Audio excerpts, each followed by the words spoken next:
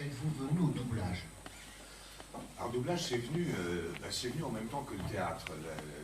Dans cette pièce, cette première pièce que je jouais, donc 6 personnages en quête d'auteur de Pirandello, on devait être une trentaine de comédiens sur scène. Et il y avait un monsieur que j'aimais beaucoup, qui était le papa de Michel Sardou, Fernand Sardou, bon méridional, et qui un jour, alors que mon père venait me chercher, mon père réalisateur de dessins animés, Michel Sardou venait très souvent chercher commençait à être très connu, mais bon, c'est plus les années 72 où il est devenu l'énorme star qui est devenu après.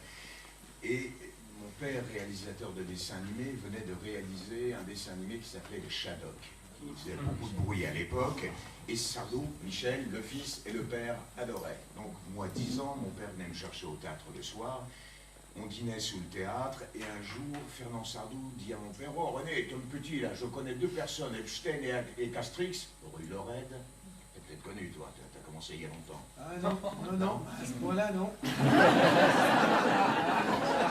Il est aussi vieux que moi, je tiens à vous le préciser. Il a commencé un peu plus tard, c'est tout. Il fait sa coquette. Je précise que c'est la société SPS. Absolument. Vous avez connu SPS? Oui. Plus rien à voir, ça a changé quelquefois de direction depuis, enfin bon, peu importe. Et voilà, donc, c'était sur les flippers de Dauphin. Donc j'ai fait une espèce de petit guest où j'ai lu quelques fois, puis après des 35. Faut pas oublier qu'à l'époque, on travaillait pas tous les jours comme maintenant, hein, quand on avait fait un doublage. D'abord, l'enregistrement d'un 35, c'est un film cinéma, ça s'enregistrait en 3 semaines, voire un mois. Donc quand on avait un rôle sur un truc, on avait du travail pour le mois entier. Alors que maintenant, un 35 se fait dans la semaine, parfois un peu plus, ça dépend des 35, et qu'un téléfilm peut se faire éventuellement, malheureusement, dans la journée. Voilà. Ça s'appelle des raisons économiques, comme partout. L'être humain, on l'oublie un petit peu, mais ça c'est dans tous les métiers. Il faut aller plus, et un peu plus, et encore. Vas-y. Sauf que là, on est arrivé à un moment où on ne peut pas aller plus vite parce qu'on ne peut pas parler plus vite que par les gens qui sont à l'image. Quand on est arrivé au bout. Voilà. Et Flipper le Dauphin, vous étiez pas très grand, enfin... Non, je faisais un petit garçon de 10 ans, des petits guests qui passaient dans la série, pas le petit personnage principal. Hein. Et après, des années après, il y a une dizaine de 10-15 ans, là, après j'ai refait, ça m'a fait sourire d'ailleurs, la nouvelle série où je faisais le papa, le personnage principal. Le temps passe. On va passer derrière. Comment vous êtes venu au doublage et votre premier doublage? En fait, j'ai commencé, si je ne me trompe pas de terme, en asynchro parce que comme Poste 57. Ouais, comme je... Parce que je doublais, toi. Oui, voilà, c'est ça. En fait, en tournant des films en tant qu'actrice, je me doublais moi-même. Enfin, parce que parfois, quand on tourne un film, le son n'est pas tout à fait correct, et on repasse en salle de projection et en synchronisme, enfin en doublage. Donc j'ai commencé plutôt comme ça, et c'était assez régulier en fait. Et puis petit à petit, j'ai rencontré Pierre qui est là. J'ai fait différents essais à droite à gauche, j'ai travaillé un petit peu à droite à gauche, en faisant toujours des essais, hein, c'est récurrent à chaque fois, comme quand on fait du cinéma ou du théâtre, on passe des auditions, on fait ce qu'on appelle des castings, enfin ça ne cesse jamais. Hein. Et puis pour Bones, eh bien j'ai fait des essais, et puis voilà, ça a fonctionné comme ça. Mais disons que le micro, je le connaissais par un autre biais. Ça venait Et votre premier doublage en tant que... Enfin, pas post-synchro, hein, doublage de comédienne étrangère. C'était un film, ça s'appelait... C'était un film italien et c'était le rôle principal. J'ai commencé tout de suite avec un rôle principal en fait. Et puis, je sais. Mais c'était pas Bones. Et c'était un film italien très drôle. J'ai plus le titre en tête, je l'ai même pas marqué. Non, et sinon, j'avais fait un film aussi pour Arte qui s'appelait Céleste. C'était la gouvernante, enfin, l'aide à la fin de la vie de Proust. La femme de Babar. Voilà, la fin de la vie de Proust. Et voilà, ça a commencé comme ça. Et puis, indépendamment du doublage, il y a aussi des commentaires ou des voice-overs qu'on peut également faire. C'est c'est autre chose, mais c'est également le micro. Quand vous voyez des documentaires et vous entendez une voix, ben voilà, c'est ça, vous le savez. Et puis également la radio, parce qu'il y a beaucoup de dramatique à la radio. Donc ça aussi, c'est très très très bien à faire. Également, j'avais fait une radio une fois, j'ai commencé comme ça, j'ai fait une radio, c'était une dramatique en direct. Donc il fallait vraiment pas se planter. C'est toujours comme ça. Ça c'est extraordinaire, c'est vraiment formidable. Ouais, pas le droit à l'erreur. Non, c'est très très bien, voilà. Merci.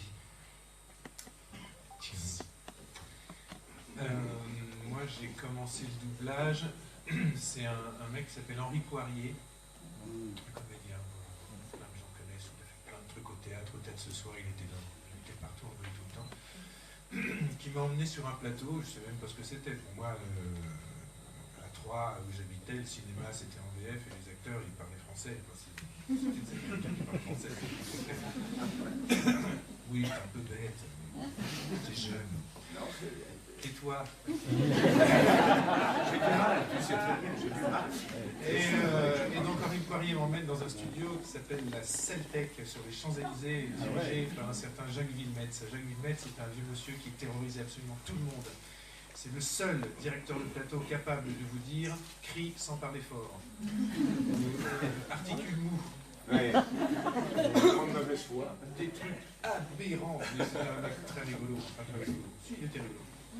Et donc je débarque, et c'était l'époque où c'était tranquille, quoi. Il n'y avait pas Canal Plus encore, il n'y avait rien, donc on avait le temps de rencontrer les gens, c'était super. Et puis voilà, il me dit, t'as quel âge? Bon, tiens, fais un petit truc là.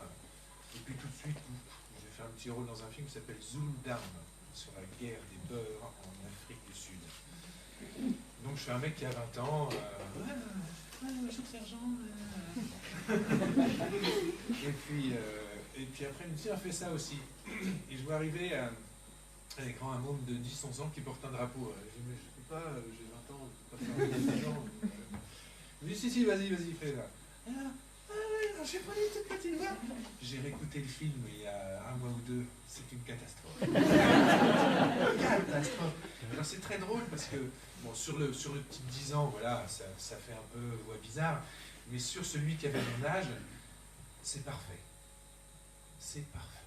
C'est bien articulé, c'est bien en place, c'est comme il faut, on entend bien, il n'y a pas de défaut, c'est d'un ennui. C'est propre, voilà, c'est comme ça. C'était voilà, mon premier film de doublage. Merci. Alors, moi, j'ai commencé les gammes du doublage, c'était une période un peu houleuse. Il y a eu une grève en 94, et à la suite de cette grève, c'était un peu le bazar. Et j'ai commencé le doublage après cette grève, en faisant, comme beaucoup de gens, après cette grève, en faisant mes gammes sur des films porno. Si je le dis, c'est très facile en fait d'apprendre sur ça parce qu'il n'y a que des O et des A. Pour lire en place, c'est très facile. Après ça, j'ai tout de suite été mise sur une série qui s'appelait Voleur de charme. Non, mais attends, continue. Mais ça y est, c'est vite dit au A. Comment tu as eu ce coup-là? Qui t'a...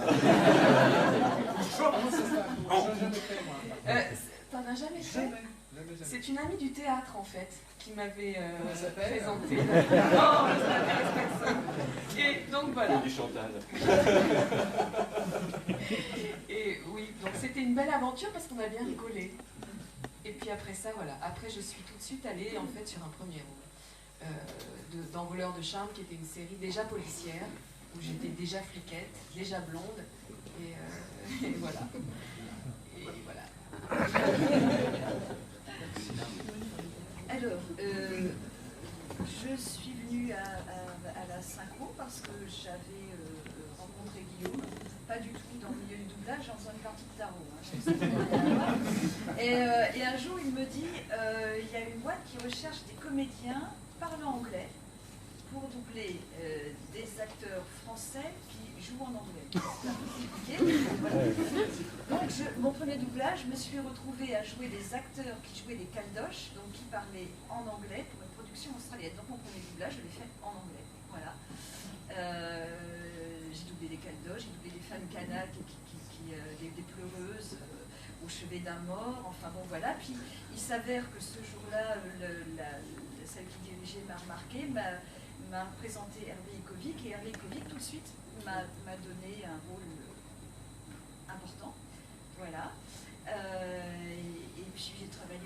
fois avec lui, et ensuite j'ai fait des petites choses, et j'ai eu très vite, j'ai eu une chance incroyable, j'ai eu très vite l'occasion de faire ma première série qui était Six Feet Under.